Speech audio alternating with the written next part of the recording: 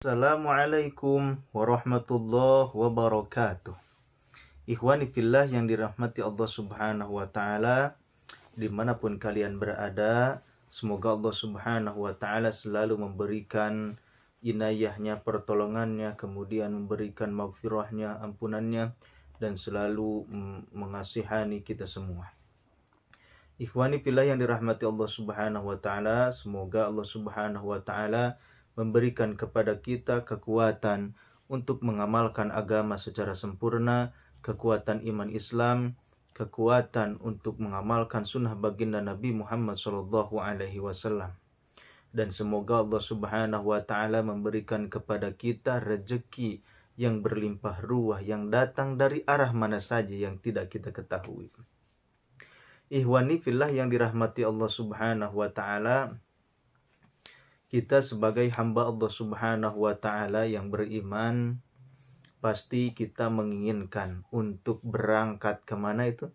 Berangkat haji, berangkat ke Makkah. Pasti itu impian setiap orang, impian setiap orang Islam yang beriman kepada Allah subhanahu wa ta'ala, menginginkan pergi ke Makkah, menginginkan menunaikan haji, menginginkan menunaikan umrah. Akan tetapi hadirin yang dimuliakan Allah subhanahu wa ta'ala, di antara kita semua, ya, di seluruh manusia, mungkin beda-beda, ya, beda-beda di dalam segi ekonomi.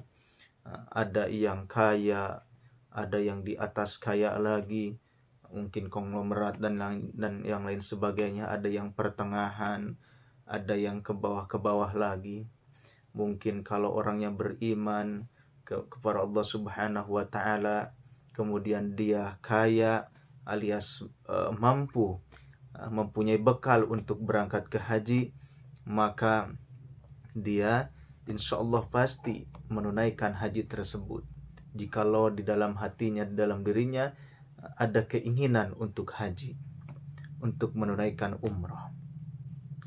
Akan tetapi bagaimana dengan status seseorang yang Masya Allah mungkin Allah subhanahu wa ta'ala menguji ke dalam kehidupannya, menguji dengan apa?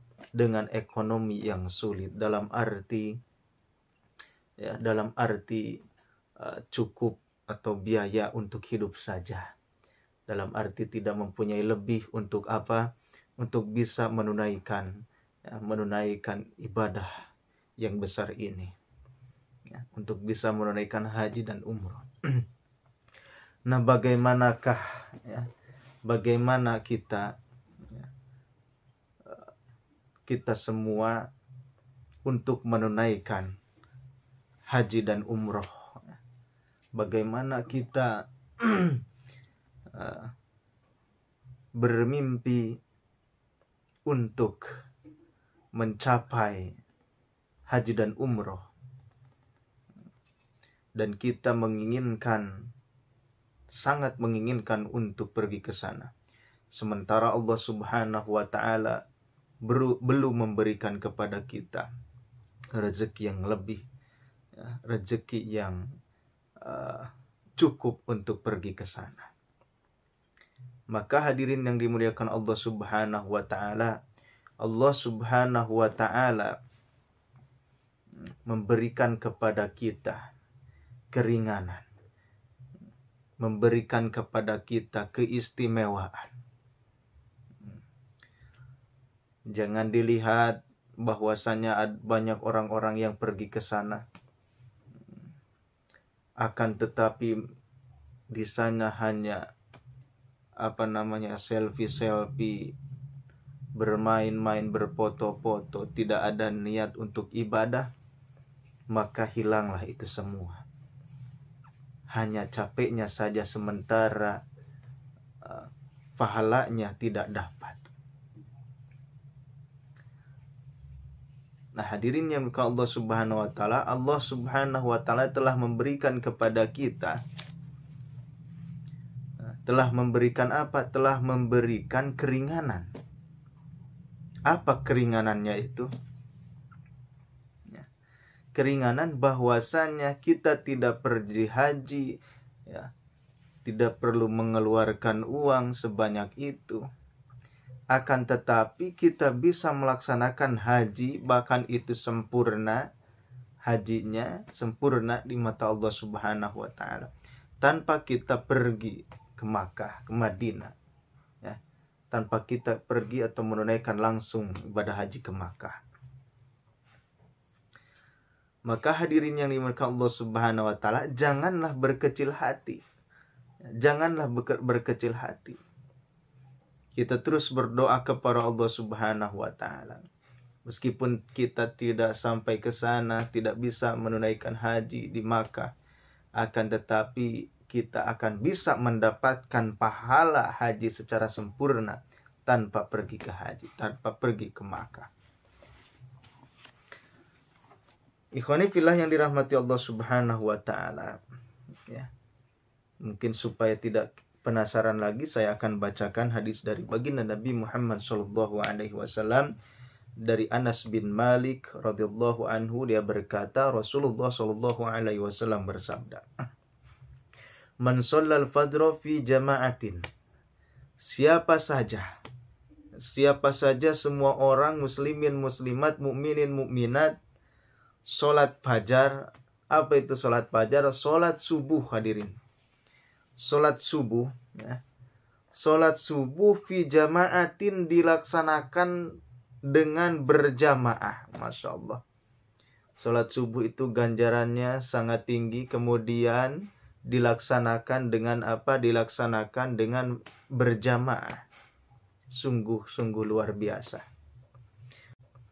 Tsumma qa'ada, kemudian dia duduk setelah menunaikan satu subuh berjamaah, kemudian dia duduk, yadhkurullaha, berzikir kepada Allah Subhanahu wa taala.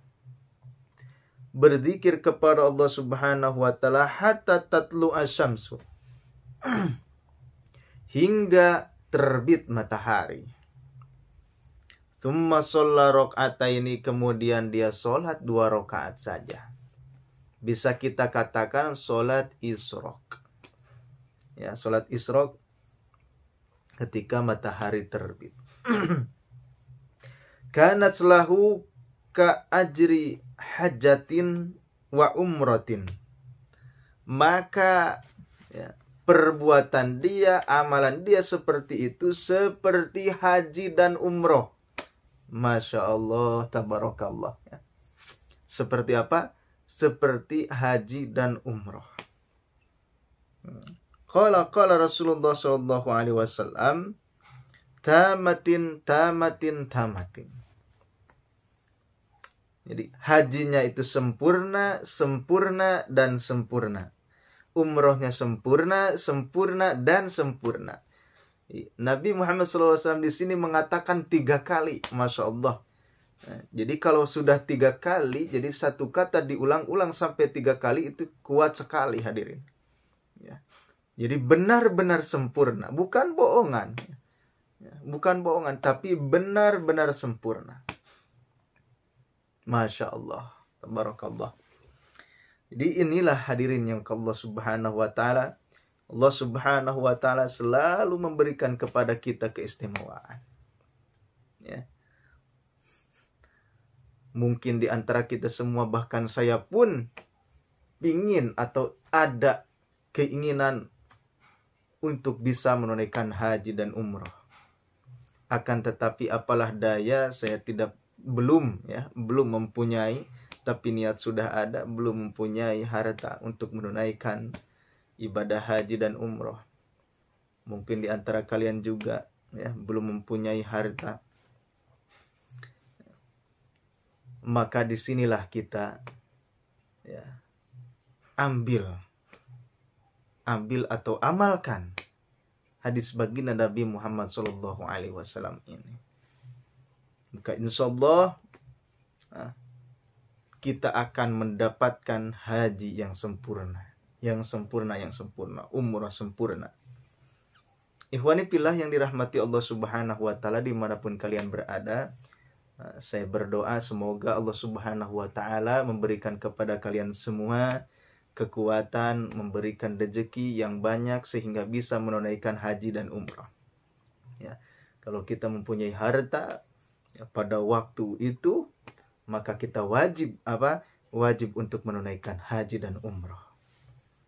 Kalau kita tidak mempunyai pada hari itu, pada waktunya, kita tidak mempunyai harta, untuk umroh pun tidak mempunyai setiap tahun seperti itu, maka amalkanlah amalan ini, amalan yang sudah saya bacakan tadi dari baginda Nabi Muhammad SAW.